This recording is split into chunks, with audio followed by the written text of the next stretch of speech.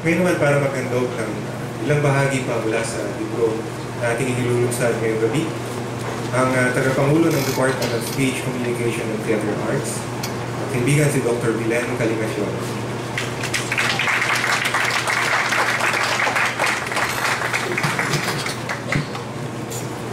I will be reading from the excerpt of the book of The Bride of War, Chapter 13, Running and Hiding with Nowhere to Go.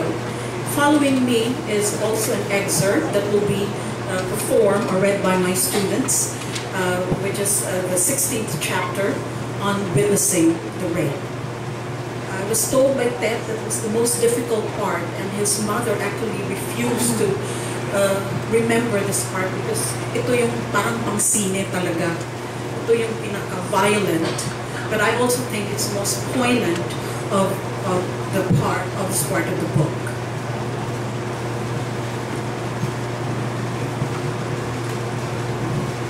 We were everywhere and nowhere.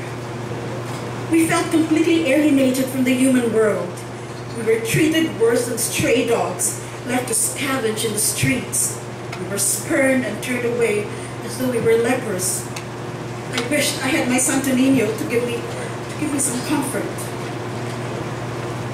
We left the shores of Palumpon, but had to steer clear of the town, which was being closely monitored for signs of our presence.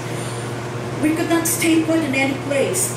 We had to hide during the day and walk during the night, looking for a place to rest and sleep. Somehow, Felisa found us some clothes, for we had nothing but what we had on when we hurriedly left. The Alvarez house, we bathed in streams and rivers. Up and down the hilly terrain of the neighboring areas of Palumpon we went. We could not stay far away from Palumpon, for a boat ride was our only way out there in Leyte.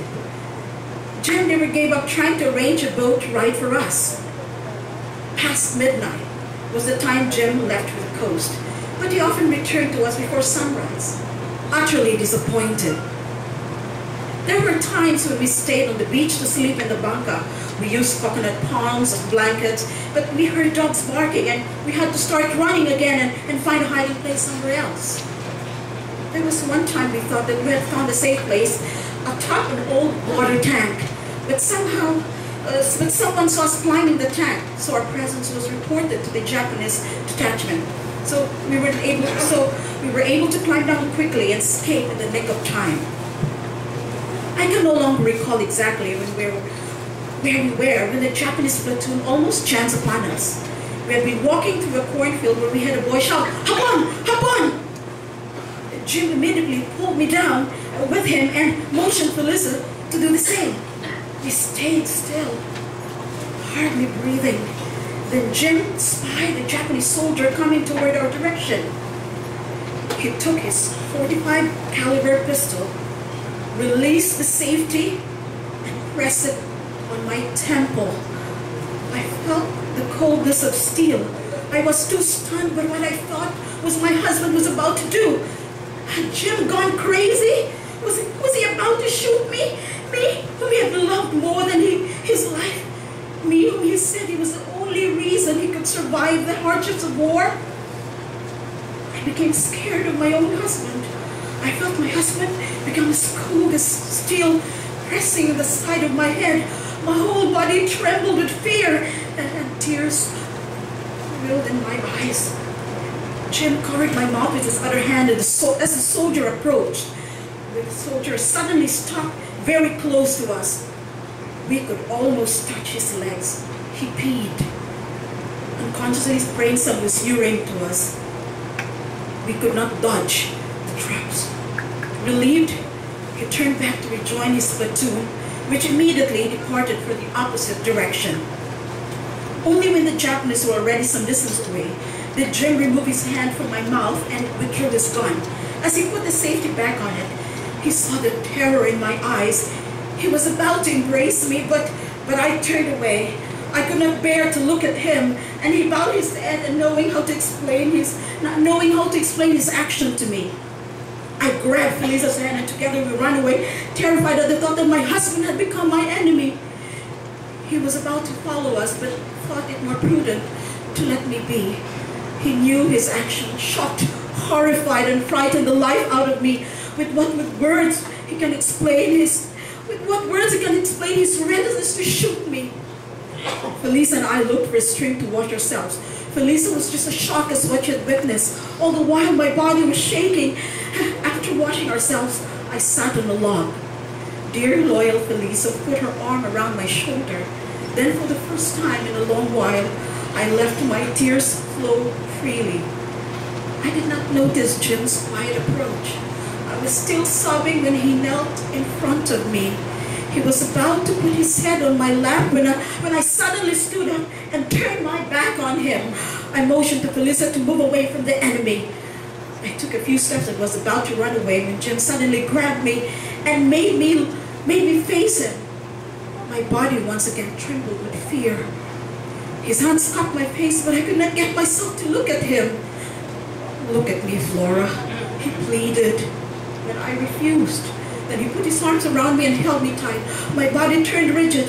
Then I started to struggle to break free, but he would not let me go. He locked me with his left arm, but with his right hand, he stroked my hair tenderly. He groped for words to explain what he did, but all he could say at the start was to repeat and repeat the words, I'm sorry, please forgive me, pasensya ako. At that moment, I overcame my fear, found my voice, and unleashed a torrent of angry, hurting words. You're not the Jim I know, you're cruel, violent, a monster, my worst enemy. And to think I left you for my family, for you, waited for you, suffered for you. How can you point a gun at me who you say you love? And you have the temerity to face me and ask for forgiveness?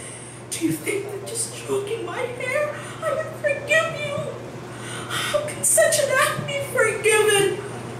My whole body shook with rage. He released me, and I gradually withdrew from him. For the first time, I saw him weep and abashedly. The waves of our emotions surged, and only for a time that they ebbed.